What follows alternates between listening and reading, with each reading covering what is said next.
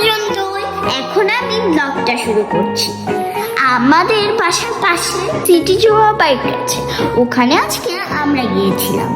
ওখানে আমি একটা বাচ্চার সাথে দোল খাচ্ছিলাম। তারপর আমি কিউটি করে আমার মাকে একটা ছবি তুলে দিয়েছিলাম।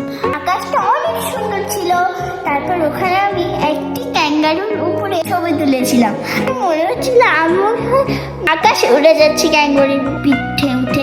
আর আমার টেডি বিয়ার সাথে আমি পার্কে গিয়েছিলাম। ওখানে আমি আর আমার টেডি বিয়ার দোল খাচ্ছিলাম।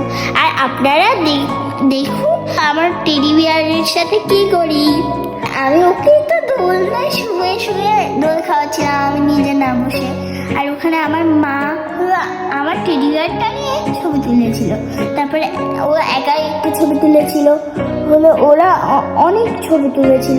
তারপর আমি তো একটি স্লিপারে উঠে রাইড করছিলাম।